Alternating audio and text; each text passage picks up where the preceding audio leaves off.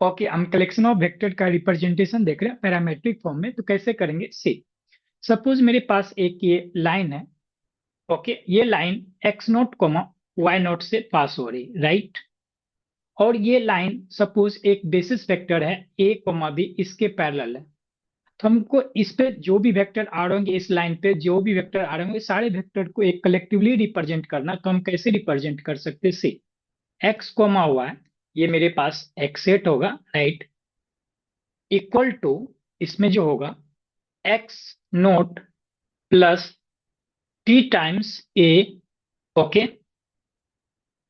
Comma Y note plus T times b. Okay, ये मेरे पास हो जाएगा। इसको हम इस तरह से भी सोच सकते हैं कि ये जो मेरे पास सेट ऑफ वेक्टर्स है, सेट्स ऑफ वेक्टर है, इसको हम इस तरह से भी लिख सकते हैं, X not comma Y note plus T times A vector A comma B vector, right, A comma B. Means ये सारे कलेक्शन ऑफ वेक्टर को रिप्रेजेंट करेगा जो X not comma Y not से पास हो रही होगी और पैरेलल टू ये वेक्टर जो है बेसिस वेक्टर इसके है। ओके, तो हम इस तरह से दोनों मेरा सेमी रिप्रेजेंटेशन, और ये सारे वेक्टर को, ये तीनों रिप्रेजेंटेशन इनडायरेक्ट में इक्विवेलेंट रिप्रेजेंटेशन है, राइट। अच्छा, इसी रिप्रेजेंटेशन को हम इस तरह से भी बोल सकते हैं, right, x not plus T times A, where t is a scalar, t can be any real number, right, comma y not plus T B. Okay, हम इस तरह से भी टपल के फॉर्मेट में हम लिख सकते हैं, right, such that t belongs to real number. Okay, तो all fours are, all four are equivalent, means ये सारे वेक्टर जो आ रहा है वो इस तरह से रिप्रेजेंट कर रहे हैं, इस तरह से कर सकते हैं और इस तरह से कर सकते हैं। अभी इसी कंसेप्ट को हम एक्सटेंड करके ये भी सोच सकते हैं कि सपोज वो सारी कलेक्शन ऑफ वेक्टर्स को बताना है जो कि ओरिजिन से पास होने वाली लाइन पे लाई कर रहा पैरामेट्रिक फॉर्म में। तो हम कैसे बता सकते हैं? X not equal to zero and Y not equal to zero put कर देंगे, ये सारे रिप्रेजेंटेशन जो है वो आ जाएगा किसके? वो सारे वेक्टर जो ओरिजिन से पास होने वाली लाइन पर लाई कर रहा होगा। तो हम इसी को रिप्रेजेंट करके दिखा रहे हैं कि कैसे हो सकता है। सी, यहाँ पे एक्स कोऑर्डिनेट क्या हो जाएगा? यहाँ पे एक्स नॉट जो हो जाएगा वो जीरो, तो so t into a and t into b, ये सारे such that T belongs to real number, ये सारे कलेक्शन ऑफ वेक्टर क्या हो जाएगा?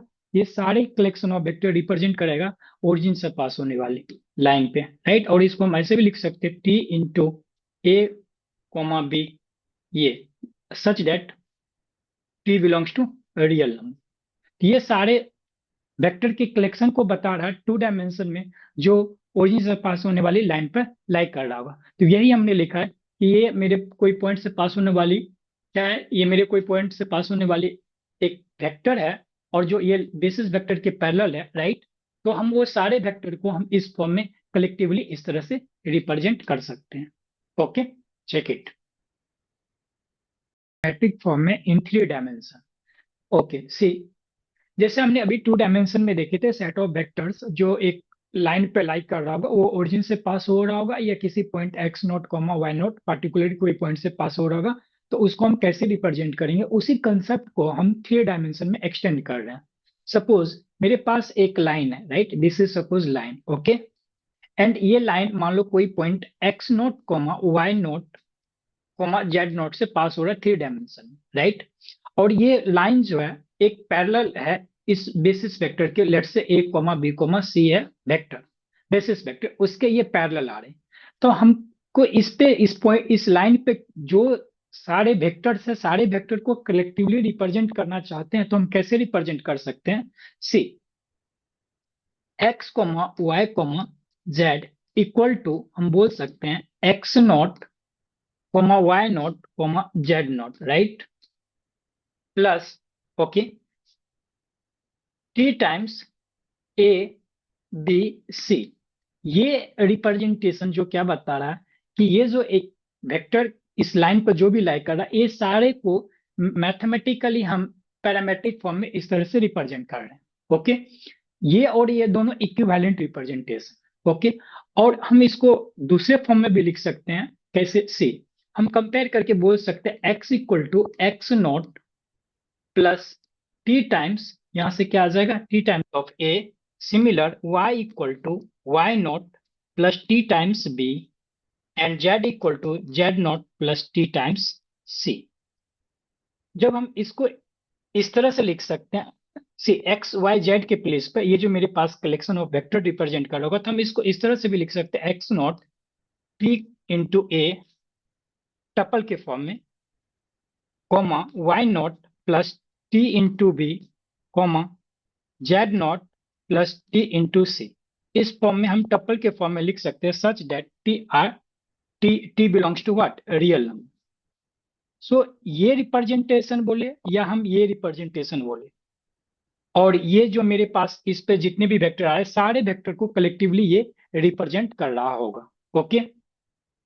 अच्छा, इस कंसेप्ट को हम पार्टिकुलरली ये भी कर सकते हैं कि सपोज कलेक्शन ऑफ वेक्टर्स को बतानी है 3 डायमेंशन में, जो कि ओरिजिन से पास होने वाली लाइन पे लाई कर रहा होगा, तो हमको यहाँ पे क्या करना पड़ेगा, X not equal to 0, Y not equal to 0 and Z not equal to हमको 0 पुट करना पड़ेगा।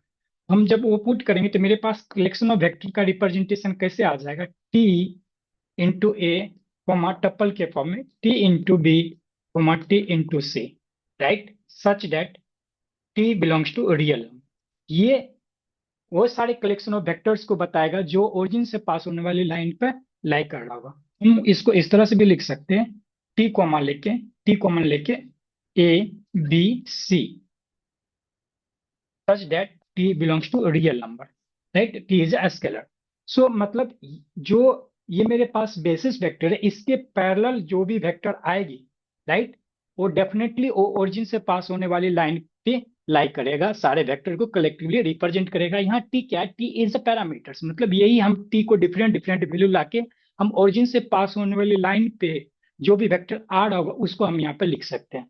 जैसे यहाँ पे हम भी टी को डिफरेंट डिफरेंट वैल्यू पुट करके ये सारे वेक्टर को रिप्रेजेंट कर सकते हैं, that is a t is a scalar. So ये 3 डायमेंशन में कोई लाइन पे जो वेक्टर की लाइक करता है उसको पैरामेट्रिक फॉर्म में इस तरह से रिप्रेजेंट कर सकते हैं और इस तरह से कर सकते हैं, और जब ओरिजिन से पास हो रहा होगा तो हम इस तरह से भी रिप्रेजेंट कर सकते हैं। Check it.